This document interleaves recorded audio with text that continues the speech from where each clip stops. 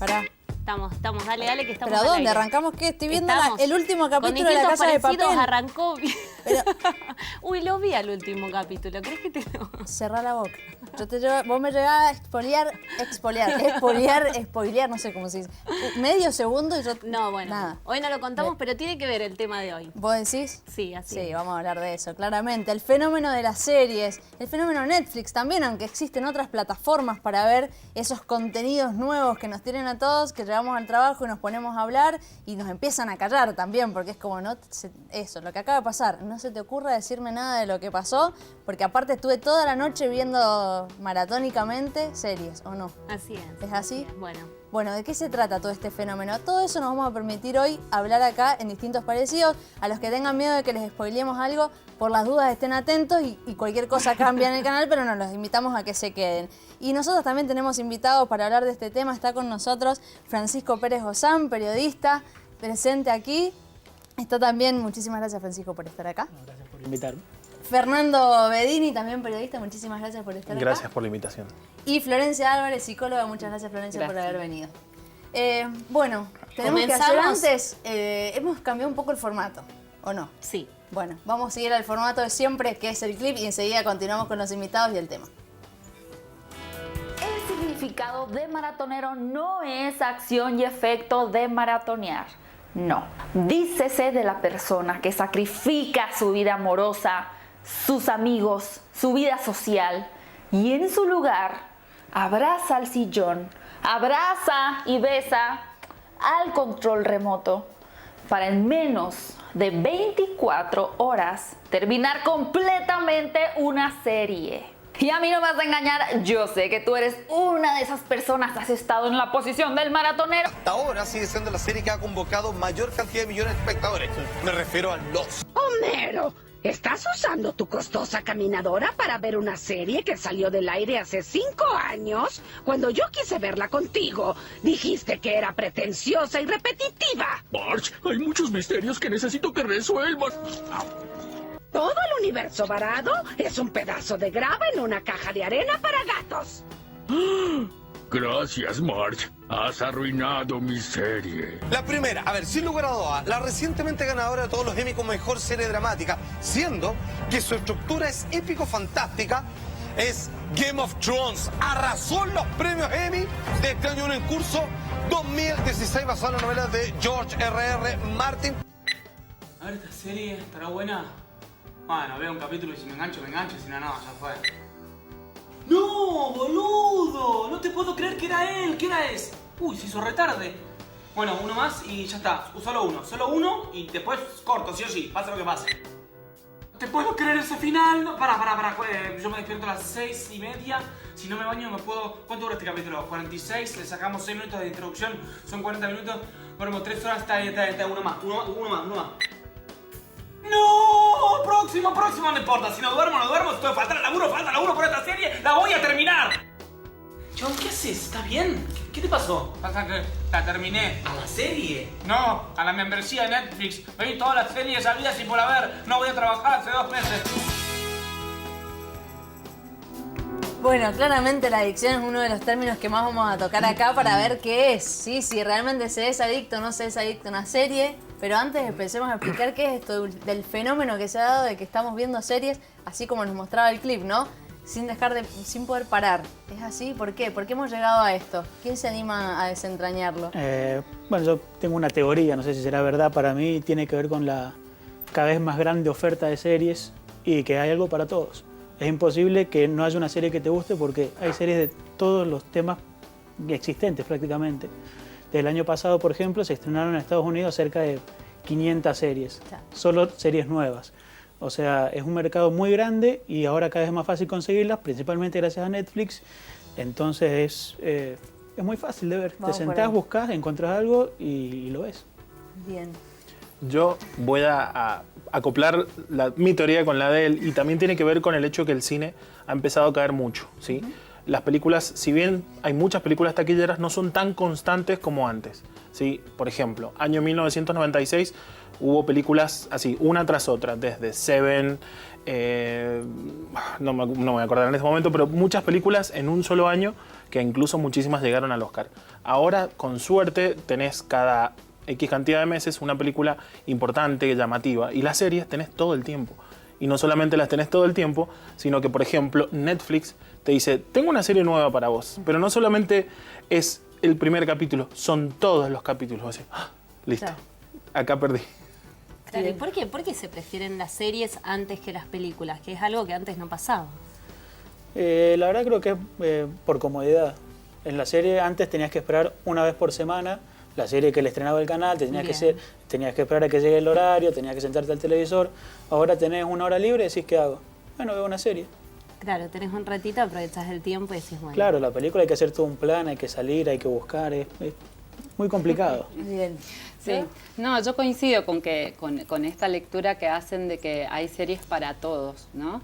De alguna manera uno no elige desde cualquier lugar, hay algo que desde lo cual uno elige pareja, elige serie, elige película, y coincide con que existe tal abanico que uno se engancha justamente desde el fantasma, la ventana con que uno mira el mundo, ¿no? Entonces no te enganchas con cualquier serie.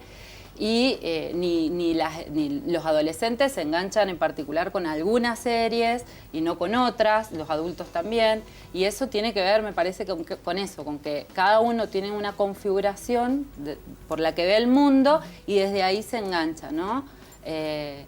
Y también están los universales, me parece que hay como fantasías universales que las series cumplen, como por ejemplo, no sé, La venganza universal. Como 13 razones, digo, es un fantasma universal desde un mundo en el que uno cumple la fantasía de vengarse de todos los que le hicieron daño. Entonces se engancha desde esa perspectiva, o los adolescentes se enganchan con 13 razones porque toca los temas que los atraviesa, digo, sexualidad, el acceso al otro, el bullying, las drogas, el consumo. ¿Se están abordando las temáticas de una manera distinta a como lo hacía el cine, quizás? Sí, puede ser que sea un poco más accesible. Quizás antes una película, esa también otra diferencia. Ahora una serie que habla, por ejemplo, como 13 razones de por qué, que habla sobre el suicidio, no habla solamente de eso. Una película no se da la libertad de hablar de eso y hablar de otros temas así tan abiertamente o con tanta libertad. Esa es otra de las diferencias. Hay maneras nuevas de hablar de los temas y aparte se unen muchas cosas en una sola serie. No solamente hay un más solo tiempo tema, para claro, tratar. hay más tiempo. Bueno, recién hablaban un poco de esto de que de alguna forma se configura el público. Llegamos a pensar quizás en una hipótesis de que antes de pensar el tema, ¿no? Y el guión se piensa en el para quién. Puede ser que podamos pensar de que la serie hoy se esté planteando, bueno, ¿quién es el consumidor? Quizás es una persona soltera, es una persona profesional que tiene determinadas características, por lo tanto, este es el contenido que le puede servir. Y se me ocurren dos cosas. Estoy como psicóloga, pero soy fanática de series y voy a contar una intimidad, problemas de pareja por las series. Eso, ¿por qué? Porque uno elige tanto desde la configuración de uno y ese modo adictivo de poder disponer de cuándo, creo que marca todo un consumo y que invita a que uno, como mostraban ahí, se abrace, sea todo un plan, ¿no? Entonces, si la pareja no se acopla y estás en problemas. Yo, por ejemplo, tengo una serie que veo sola y una que veo en pareja. Acompañado. Claro. Fernando. Otra que veo caminando en la caminadora, pero yo la bien, uso. para todo el día tenés una serie. Bueno, lo que dice ella también tiene razón en lo que es abrazarse a la serie. ¿Por qué abrazarse?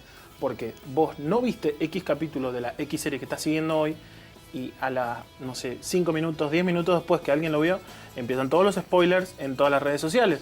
O sea, empezás en un paradigma. ¿Qué hago? No vi la serie, entonces no tengo que entrar a ninguna red social o tengo que empezar a bloquear usuarios. Pasa, por ejemplo, con Game of Thrones. Ahora es mucha la cantidad de gente que la ve y es mucha la gente que está pendiente de lo que está pasando en la serie y está pendiente de lo que va escribiendo en el celular. O sea que tenés casi en tiempo real un spoiler. O sea, murió tal. Y tiene esa necesidad la gente ahora de tener que ir relatando lo que va viendo con esa serie. Y eso es lo que pasa, por ejemplo, en Netflix, que tenés 30 capítulos de un solo tramo, decís, lo veo ahora, o me como mañana en el laburo, o en algún lado que me digan, che, ¿viste que al final el mayordomo era el asesino? Y decís, no, ¿por qué no lo vi si me faltaban 30 horas? Bueno, tiene que ver con eso, de abrazarse, terminarlo lo más rápido posible y enfrentarse a esos que ya la vieron antes que uno. Bien. Ahora, ¿cuándo consideran que comenzó este fenómeno de las series? ¿Qué año podríamos decir o cuál fue la serie que a ustedes los marcó la primera? Nosotras quizás hablábamos un poco de los expedientes secretos X. ¿Puede ser un inicio o antes? Sí, Un poco después, de hecho. claro. para mí.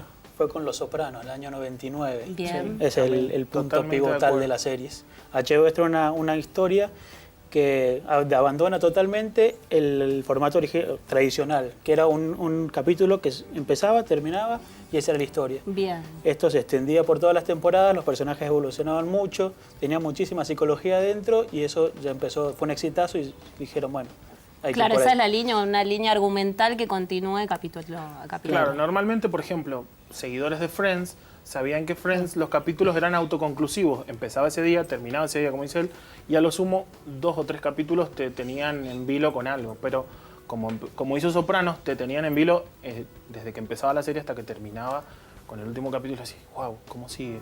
¿Qué pasa? Y tenías que estar ese domingo que se estrenaba la serie, el Bien. próximo capítulo del nuevo. Bien.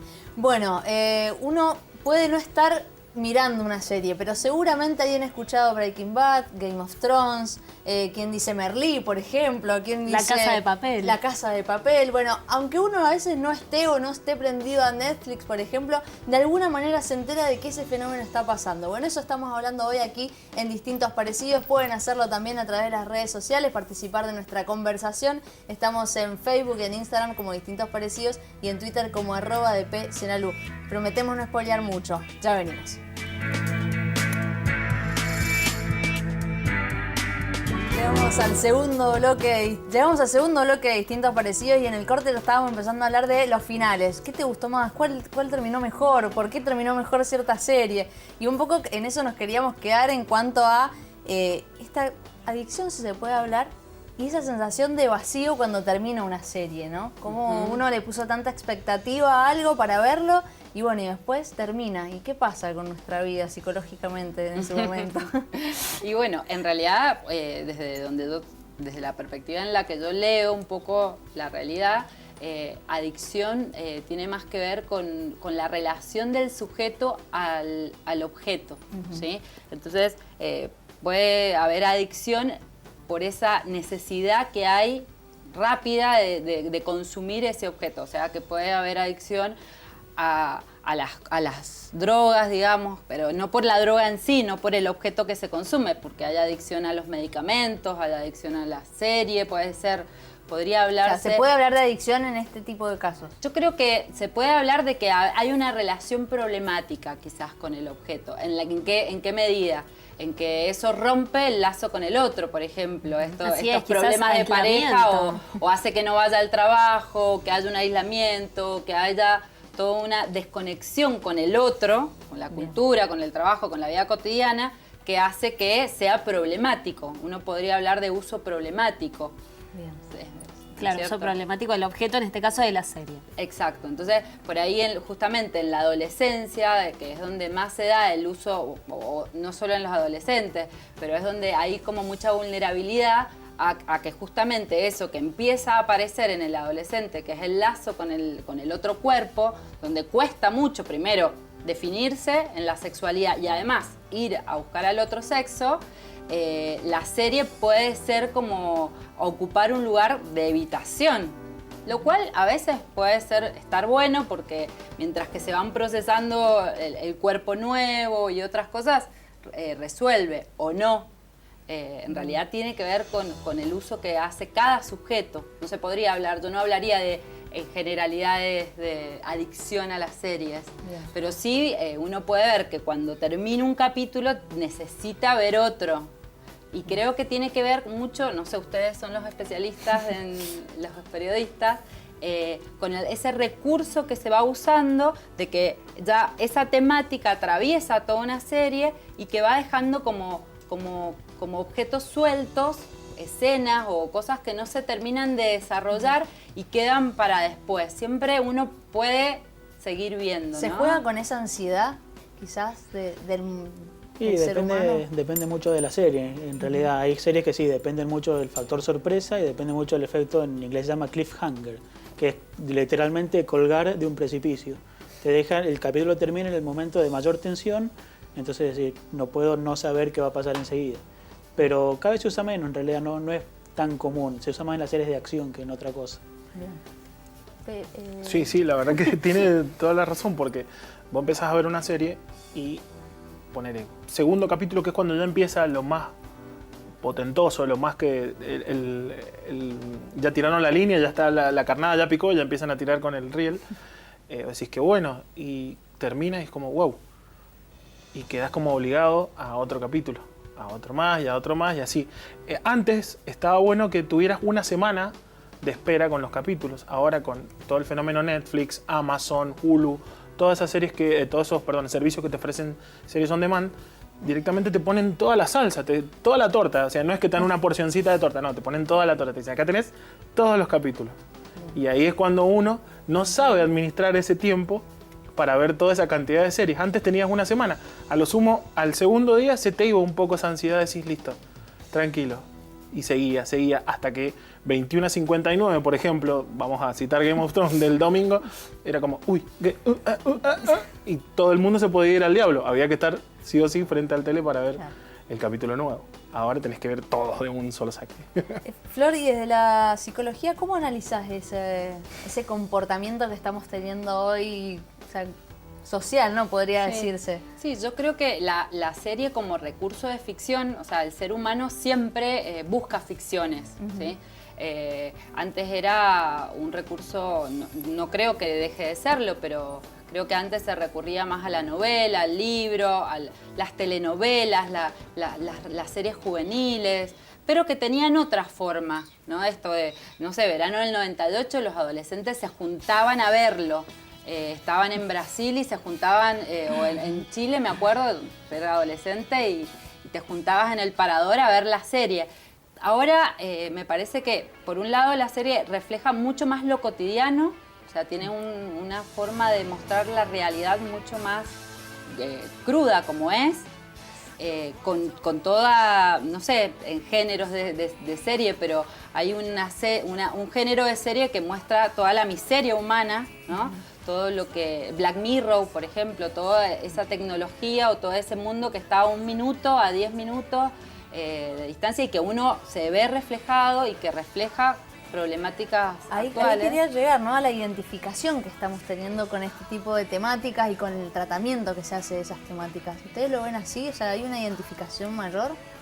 Sí, yo creo que sí. Los productores, los que piensan las series, se dieron cuenta que vende mucho más una serie en la que alguien se pueda ver reflejado que una serie que no nos muestra nada. Inclusive en series como Game of Thrones, que son de fantasía, que en otro mundo, le metieron la suficiente, por ejemplo, política, como para ver que eso que pasa en Westeros, ese mundo ficticio, pasa también ¿por qué no en Argentina? También esas peleas de poder. Entonces uno ya no está totalmente ajeno a lo que pasa en la serie, o sea, no le es totalmente ajeno. Lo puede ver y lo ve muy cerca suyo.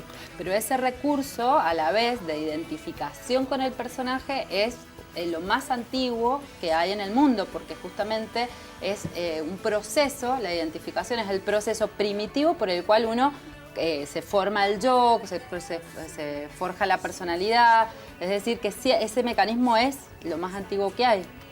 A la vez. ¿Nos estamos animando a mostrarnos como somos, quizás, en esto de identificar y ver más miseria humana en ciertas series?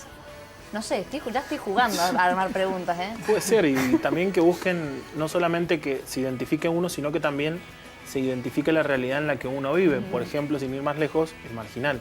El Marginal plantea una visión desde una cárcel, obviamente con algo de ficción, pero todo eso que se vive ahí es algo que pasa. Y mucha gente lo ve y que es ajena a todo eso, empieza a toparse con esa realidad y le choca un montón. Y son cosas que pasan. Y muchos están exentos de eso y no entienden por qué pasa y lo ven gracias a esa serie. Ahora, ¿cuáles son los componentes que lo habíamos dejado como pregunta del primer bloque que no pueden faltar para que una serie sea exitosa? algunos componentes que tienen que estar en la serie. Dijimos algunos, fuimos mencionando. Para mí lo primero es química entre los personajes. La química, Una serie en la que no hay química no funciona nunca. Bien. Y eso sirve para todos los géneros, claramente, porque todos tienen ¿Y personajes. cómo definís la química? ¿Cómo Se siente nomás, no hay siente, mucha... Tiene que estar, está o no está. Por ejemplo, una serie, para mi gusto, bastante mediocre como The Big Bang Theory, se mantiene porque el grupo es excelente, la relación que tienen entre ellos y es muy creíble. Claro. Pero fuera de eso, bueno, no tiene mucho. Bueno, ¿Ustedes? ese es uno de los factores. Yo creo que también es el adecuarse a lo que está de moda en el momento. Por ejemplo, todo lo que es el cine de superhéroes, ¿sí? Ahora, ¿qué es lo que más rinde que tenga una serie relacionada a superhéroes? Netflix ha tenido muchísimo éxito al empezar a sacar líneas de superhéroes que no están en el cine o que estuvieron en el cine y no tuvieron el mismo éxito, lo saca en series y con esas series explota y la gente las sigue y las espera y pide más y lo siguen haciendo. O sea, se empiezan a adaptar a todo ese fenómeno y ahora vienen muchísimas más. No solamente Marvel es el líder, sino también, por ejemplo, DC Comics, los creadores de... la editorial que maneja Batman, Superman, ahora empieza también a meter ese bocado de tener series live action de gente de carne y hueso, de todo lo que se vio en cómics, empieza a verse en series. Y con eso también tratar de sacar un pedazo de esa torta que tiene la gente que ve todas esas series. Por eso creo que parte de la adaptación de lo que está de moda en el momento es fundamental. Flor, ¿cuáles son tus componentes necesarios? Sí, me parece que algo tiene que ver con este fenómeno de que el espectador quiera ver más, esto de que no cierra. También lo extraño o lo poco salió de formato, creo que lo novedoso, la ciencia ficción, ahora está como muy de moda el tema del tiempo y los agujeros, y esto de viajar en el tiempo, otros planos, y todo lo que es tecnología, creo que es como una forma de exponen el tapete de lo que hay que hay que hablar, ¿no es cierto? Y recién hace un ratito mencionabas un poco que no es como las novelas o los libros que leíamos antes, que de alguna forma el final nos importaba tanto. ¿En la serie se importa el final o importa más esto de que nos atrape capítulo a capítulo? ¿Qué consideran? Para mí no importa tanto, pero sí importa. Una serie puede quedar manchada si tiene un mal final, desde mi punto de vista. Bien. Por ejemplo, Lost es una de las series más importantes de la primera década del siglo y el final fue muy polémico. A mí me gustó, pero no fue el final que nadie esperaba, de hecho. Bien. Y eso después ahora cada vez que le preguntas a alguien qué te parece Lost, te dicen, está buena, pero el final no. Claro. El final no. Sí, con eso, por ejemplo, claro, para mí tiene que ver con esto como con este efecto de que se goza más en el recorrido que en el final. Esto, actualmente, como el placer previo y el final nunca va a ser tan bueno. Claro. Porque fue muy exitosa esa serie. Entonces no había final que le fuera a venir bien. Aparte, en pleno auge de la serie, lo recuerdo que salieron los guionistas a calmar las masas y a tratar de apaciguarlos y decirle no, la serie no va a terminar de esta manera, no va a terminar de esta. Y de entre todo ese abanico que ofrecieron de que no iba a terminar la serie así, terminó así. Y cuando termina la serie y personas que vieron esa charla o recuerdan esa nota, dicen, me mintieron, me dijeron que no iba a terminar así y terminó así. Y eso es lo que tiene Lost, una serie muy recordada, con personajes súper fuertes, una historia súper atrapante y un final que es así como, ¿en serio? Tanto estuve esperando para esto y termina así. Bueno, eso que mencionaste es re interesante, quizás podemos retomarlo después, pero está relacionado un poco de la relación que hoy pueden tener los guionistas con sus espectadores, ¿no? Porque a medida que la serie avanza y la calificación, de alguna forma, si no tiene las vistas que se esperan, la serie pasa directamente, no siguen los capítulos, o quizás empezás a ver una serie y directamente se corta porque totalmente no, la historia, no o tuvo el dicen va a éxito. ser de 4 temporadas y termina siendo de más, por ejemplo, ¿no? Esa flexibilidad. Bueno, Lost específicamente pasó eso, estaba diseñada como una serie de una temporada y cuando vieron el éxito que había tenido dijeron, bueno, sigamos. Y la historia se fue abriendo y nunca la pudieron cerrar. Ese fue su problema. Pero ahora los estudios cuentan con mucha más información que antes, porque todo lo que ve la gente, eso queda registrado, entonces tiene una cantidad de datos sobre lo que a la gente le gusta, con los cuales diseñan series nuevas. Eso, por ejemplo, pasó en Stranger Things, que está diseñada para ser un éxito. no corrieron riesgo. Dijeron, bueno, a la gente, por ejemplo, le gustan los años 80, si tienen mucha nostalgia, le gustan las aventuras de niños, y agarraron y hicieron una serie con eso. Y House of Cards fue también diseñada más o menos de esa manera. Que son series hechas con Big Data para hacer éxitos. Para hacer éxitos. Bien, quiero retomar antes de que nos vayamos al corte rápido, un término que utilizamos afuera, que era el de se tratan los temas de una manera dejando lo políticamente correcto de lado, ¿no? Ahora con respecto, no sé, a la violencia, al sexo, a la política, por ejemplo, se me viene a la cabeza House of Cards, con cómo uno trata la política también desde ahí, Game of Thrones. ¿Creen que pasa por ahí también un poco el éxito de esto de salirse de lo políticamente correcto al mostrar una temática? Quizás soy un poco repetitiva con las preguntas, pero me parece que para mí es uno de los puntos fundamentales. Y habría que definir políticamente correcto, porque la verdad es que creo que el éxito justamente es que se tratan como son, justamente son muy reales, Sí, tan ¿sabes? reales que superan la ficción muchas veces, ¿no? Bien. O sea, Sí, que se adelantan a... El antihéroe siempre Claro. fue muy atractivo. Y ya desde, bueno, como dijimos, Los Sopranos marcó el ritmo de lo que se iba a venir. Tony Soprano fue uno de los antihéroes más grandes de toda la historia y vieron lo bien que había funcionado, y a partir de ahí, no voy a decir todas, pero la gran mayoría de los éxitos tienen un antihéroe, por lo menos de los dramas. Claro. Estoy pensando en The Wire, por ejemplo, que fue otra serie muy importante y que la mitad de los personajes eran narcotraficantes y tenían el mismo peso que los policías. Y así con todo, en Game of Thrones también, más, nos caen mejor los malos que los buenos. Claro. realmente. Tal cual. Bien. O Walter White en Breaking Walter Bad. White en Breaking Otra. Bad. Bueno, quizás tenga que ver con esa identificación o poder satisfacer ese lado malvado que tenemos Son todos, ¿no? catárticas las series. Claro, uno claro, que ve tienen cosas que que ver no con- la puede hacer, pero las ve y se siente un poco reflejado. Y con el caso de Breaking Bad, casualmente, uno piensa, ¿yo haría eso en su caso? Si yo pudiera hacer eso, y probablemente sí. Bien. O en La Casa de Papel también. En la casa de Yo Papel. todavía no la veo. No digo nada entonces. Bueno, quizás nos estamos soltando un poco, ¿no? Estamos dejando esas ataduras y nos estamos mostrando desde ahí, ¿no? Bueno, vamos a seguir hablando del fenómeno de las series en distintos parecidos, nos vamos a ir a un nuevo corte y enseguida continuamos. Recuerden que pueden seguir participando a través de nuestras redes sociales, estamos en Twitter, en @bpsnalu, en Facebook y en Instagram como Distintos Parecidos. Un corte y ya volvemos.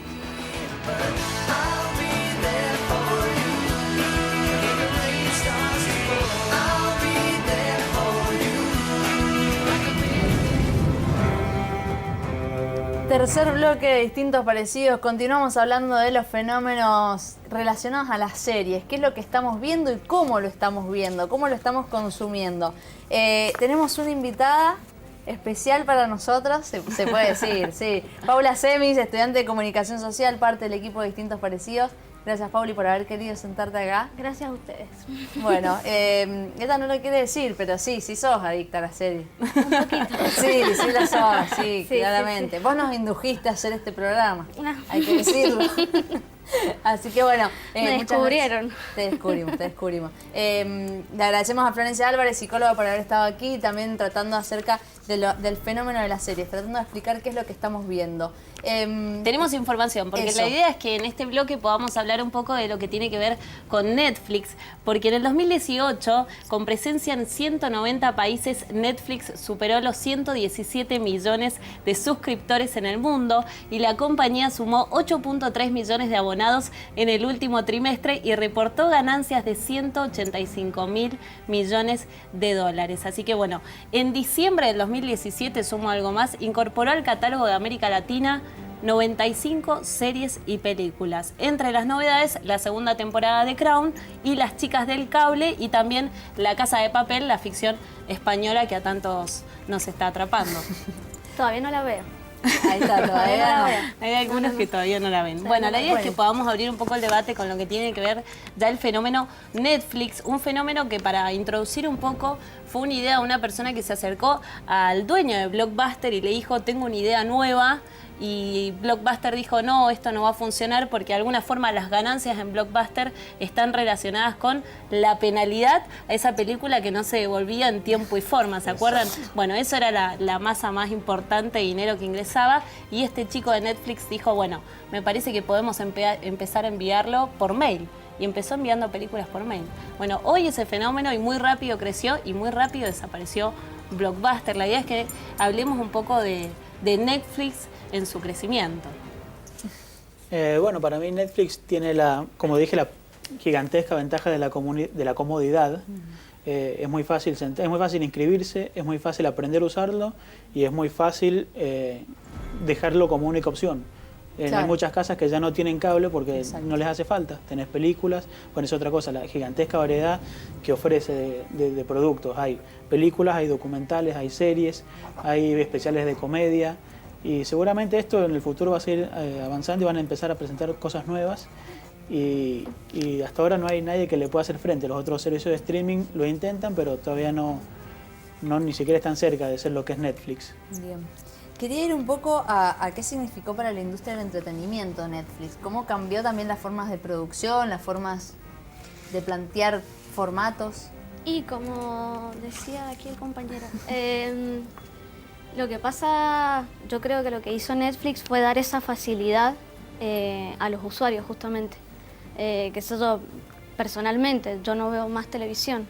Bien. Más allá de los noticieros y todo eso, en mi casa se decidió poner Netflix para liberarnos de todos los servidores de cable. Y también quizás de la publicidad, porque eso es otra también, de las ventajas. sí, totalmente, eso Sí, es verdad. Lo relaciono con otro lado, también con el auge que cada vez tiene más la tecnología, ¿sí? Y que los hogares cada vez se empiezan a modificar, ¿sí? La Internet de las cosas, eso que permite que distintos aparatos se interconecten en la casa, ayuda un montón. ¿Y qué otra cosa tuvo un impulso Netflix? Los televisores inteligentes, los Smart TV. Los Smart TV no solo le dieron un empujón, sino que le dieron un patadón a Netflix para que llegara a la estratosfera y la gente empezara a probarlo y a dejar de tenerle miedo, decir, este es un servicio que no sé qué me va a ofrecer. Y de eso también creo que es parte de ese éxito. Y no solamente ese éxito comienza ahí, sino que empieza con la inteligencia de Netflix a adaptarse a distintos dispositivos. Porque lo tenías en el tele inteligente, lo tenés en una tablet, lo tenés en el celular. Totalmente. Y si tu tele ahora, por ejemplo, no es smart, compras un dispositivo, por ejemplo, Chromecast, lo conectás y todo el que esté en la casa, esté conectado, puede ver Netflix, YouTube, Spotify, lo que sea, lo que quiera, a la hora que quiera. Los controles remotos de los smartphones ahora directamente ya tienen el botón Netflix. Algunos, No, o sea, ¿no? Es totalmente, como sí, ya sí. totalmente incorporado. Sí. Y bueno, viene muy ligado al internet, como decía él, las multiplataformas. Yo veo Netflix por la tablet, por el celular, engancho la compu al televisor, pero ya el televisor yo creo que se está dejando un poco de lado.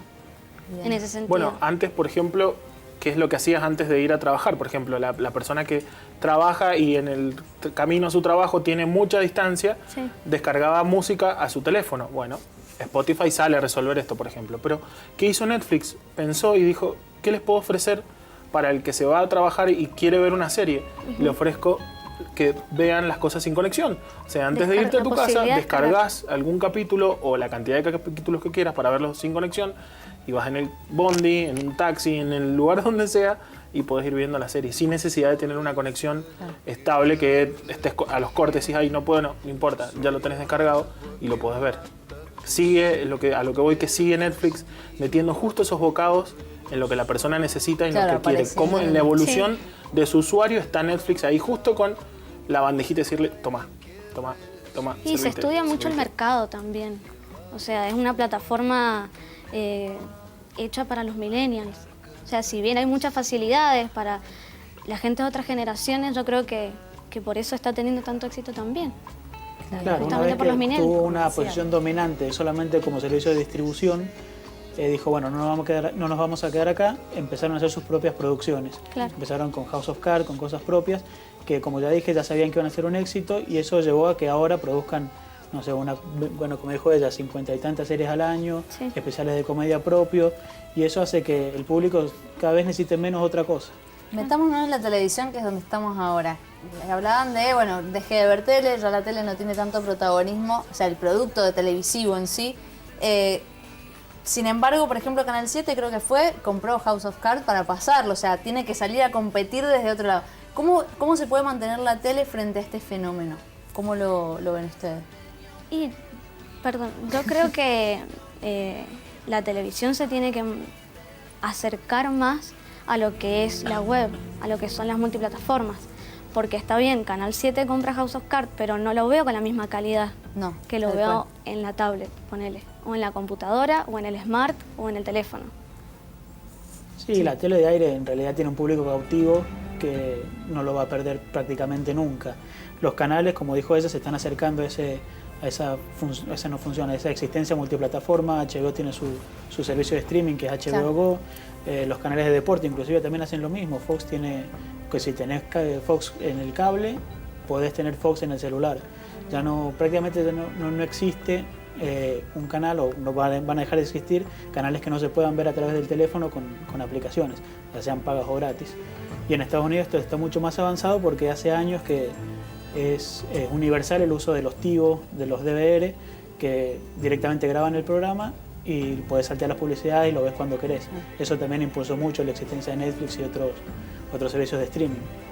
Ahora, hace un ratito recién hablábamos un poco de esto de los recomendados. Termino de ver una serie y ya me están recomendando otra. ¿Ustedes como usuarios se dejan guiar por estos recomendados de Netflix o de alguna forma van a otras plataformas web donde buscan de alguna forma otra serie que esté siendo exitosa? Y yo como usuario, en realidad, uno apenas entra a Netflix se queda un poco en la ruleta que te va sugiriendo. De hecho, cuando te suscribiste dice, bueno, qué películas te gustan, después para recomendarte, los porcentajes que te dicen 90% de probabilidades que te gusten, etc. Pero la realidad es que hay un deep Netflix, digamos, como hay un internet más profundo también en Netflix, si bien según los contenidos que vos ves te recomiendan cosas, hay más contenido, mucho más contenido que uno tiene que buscarlo. Fernando, ¿te dejas guiar por los recomendados? A ver, sí, me guío por los recomendados, pero no, por ejemplo, en el actual.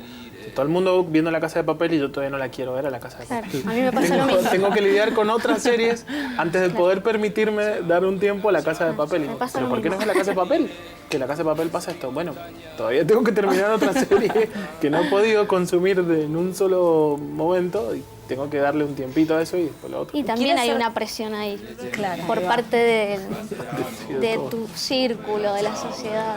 Creo que nosotros somos una generación que de alguna forma nacimos con el libro, ¿no? De alguna forma fue lo primero que tuvimos en la escuela y después le sumamos el soporte audiovisual con lo que tiene que ver con la tele, con las películas. Hoy llegamos a las series. ¿Hacia dónde creen que vamos? Es la pregunta. ¿Qué es lo que se viene o qué imaginan? Nos quedamos todos callados con la pregunta. Me parece que vamos a hacer una cosa, nos vamos a ir al corte, lo pensamos y enseguida vamos a continuar con la pregunta de Caro. Y ustedes también están invitados a contestar esta pregunta a través de nuestras redes sociales, en Twitter, @DPSNalú, en Facebook y en Instagram, distintos parecidos. Nos quedamos pensando en la pregunta y enseguida la contestamos en esto que tiene que ver con las series, Netflix y nuevas formas de ver. Ya venimos.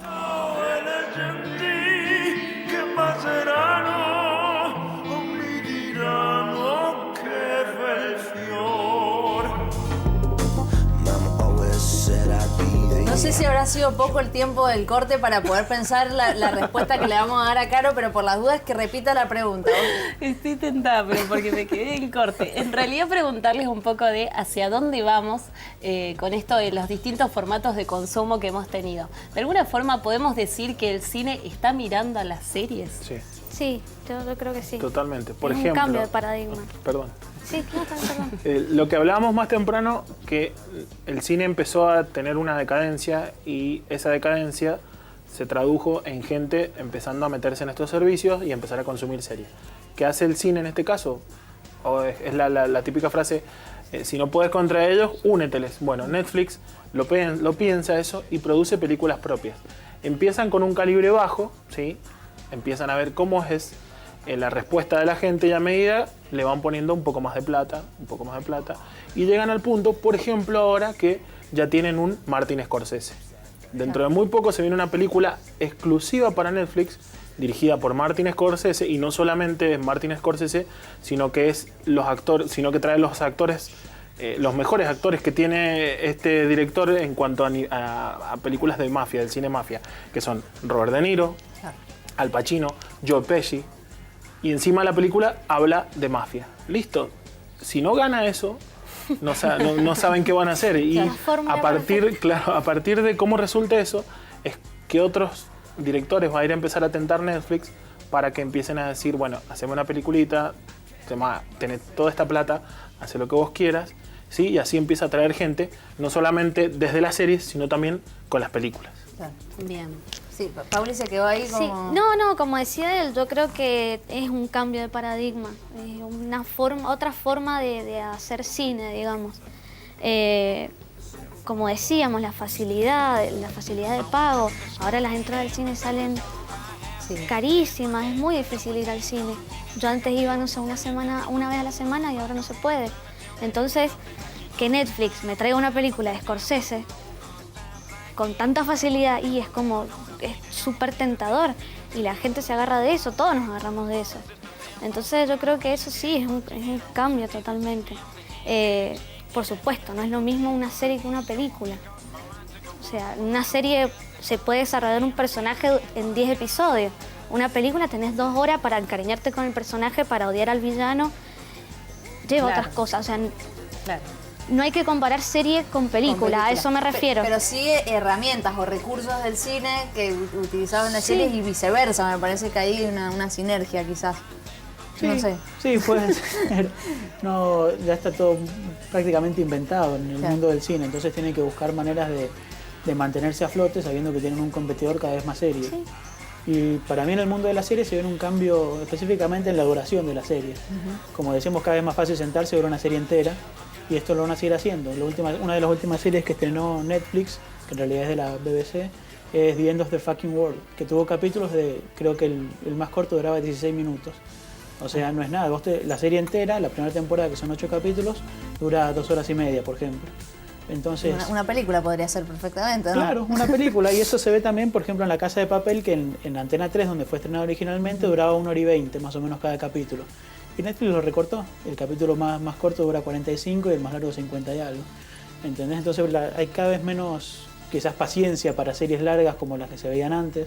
Ya no existen series de 24 capítulos. Es impensado, excepto las sitcom tradicionales. Y ese para mí es el futuro. Todo cada vez más corto y más fácil de ver de una sentada o en 2-3 días. Bien. Bueno, nos estamos ¿Te contestaron?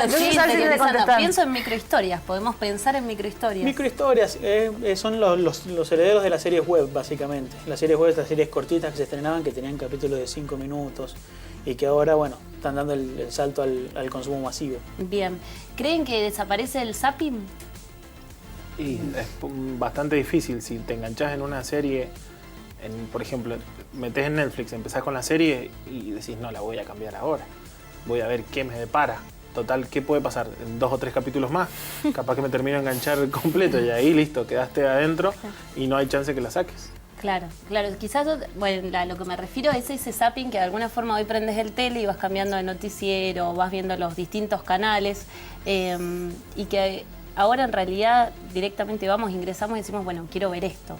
Voy directamente al consumo y no voy haciendo ese zapping de decir, bueno, a ver qué es lo que me puede atrapar en ese microsegundo. Sí, si no solamente tenés lo que vos estás buscando, sino que como Netflix sabe, todos sus programas están listos para saber qué es lo que vos querés.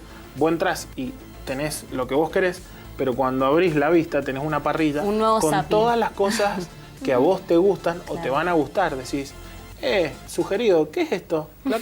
Listo, adentro, no salimos. ¿Puedo jugar a contestar la pregunta? Sí, yo creo que el zapping pasa también hoy, o sea, cambiando obviamente el concepto, pero es como, bueno, un montón de gente que me fue diciendo tal serie, el zapping es, bueno, empiezo a ver una, no me pinta, empiezo a ver la otra, ¿no? Quizás sea ese el nuevo zapping, ¿no? Ir probando eso que me dijeron también, porque hoy eso pesa mucho, bueno, ¿qué serie se está viendo en el grupo de trabajo? ¿Qué serie se está viendo en la familia? Y eso también nos lleva a una forma de consumo. Una también, mutación, ¿no?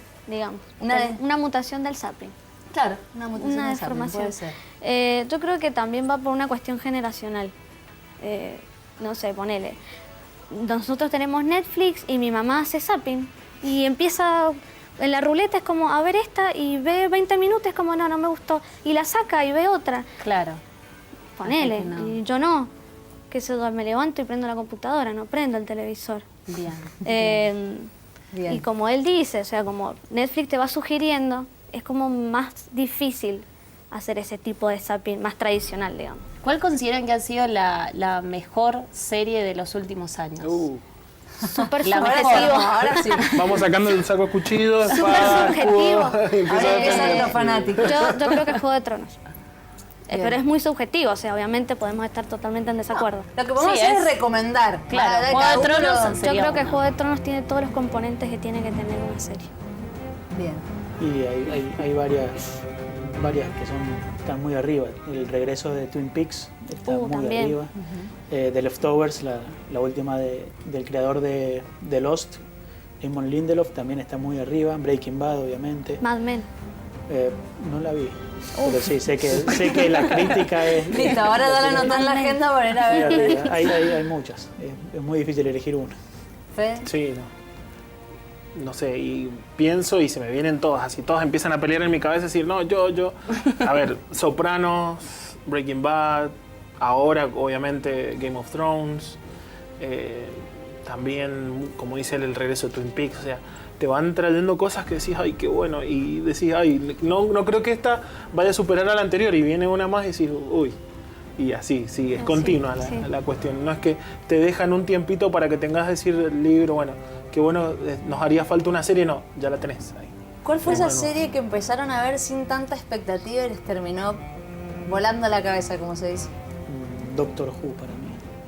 Doctor Who empieza después de 60 años, 50 años de serie, vuelve a empezar y empieza con una temporada muy berreta, pero muy berreta. Los efectos especiales eran muy malos. Y en general la historia era más o menos, pero a partir de la segunda temporada levanta de una manera increíble y es una de las mejores series que he visto en mi vida y sigue saliendo. Bueno. Bien. Yo voy a decir dos. La primera, Vikings. Bien. La primera temporada también. ¿Pero te la habían recomendado así? ¿Dijiste, bueno, vamos a probar? ¿O? Sí, pero no digamos, no como ahora con La Casa de Papel, ponele. Bien. Y la segunda, Mad Men, que también una amiga me molestaba, mirala, la empecé a ver y nada. Bien. Fede, tu turno de esa pregunta. A mí me pasó con las series con personas de carne y hueso, sabía más o menos a lo que me iba a enfrentar. Y me pasó algo que me voló la cabeza con una serie animada. ¿Sí? Capaz que la han visto o la han sentido nombrar, se llama Rick and Morty. Que es una serie de dibujos que, si bien los dibujos no están muy bien hechos y tiene un 3D, unos efectos bastante locos, la serie empieza a tocar temas que van desde la ciencia ficción, problemas en la casa, montones de cosas, y encima tiene un humor súper archi recontra ácido. Bien. Y es fantástica. Ahora ya por la tercera, todavía no llega la tercera temporada, que es lo que estamos esperando. No, ya salió la tercera, viene la cuarta ahora. La cuarta, perdón, sí, tenés razón, la cuarta temporada, y es como, wow, es una serie loquísima, y si no la han visto, véanla, anímense, porque no es que sean dibujitos, los dibujitos son para niños, no. Claro, ahora hay dibujitos para grandes. La estamos viendo ahí en Detrás de Rick and Morty está Dan Harmon, que es un genio loco, básicamente. También es otra serie que se llama Community, que es indescriptible. Bien. Absolutamente indescriptible. Bueno, el que haya estado viendo el programa, me imagino que estuvo con un anotador al lado o con el mismo Netflix poniendo, en otra pantalla obviamente, ¿no? Si no se complica, poner en favoritos, en la lista de reproducción. Totalmente. Bueno, chicos, no nos queda más tiempo. Nuestro capítulo se terminó ahora. Ha sido un placer hablar con ustedes. Muchas gracias, Francisco, por haber estado acá. Muchas gracias. Federico, muchísimas gracias. Fernando. Fede todo el tiempo. Sí. Y era tocayo. Bueno, perdón, Fernando. Gracias por corregir. No, era necesario. Gracias. Pauli, mil gracias por haber... De nada. Gracias a ustedes. Animado. Bueno, no nos queda más tiempo. Nosotros nos reencontramos el lunes. Así es, el lunes nos encontramos. Lunes a las 19 horas en un nuevo Distintos Parecidos en la pantalla de Señal. Buen fin de semana para todos. Chau, chau.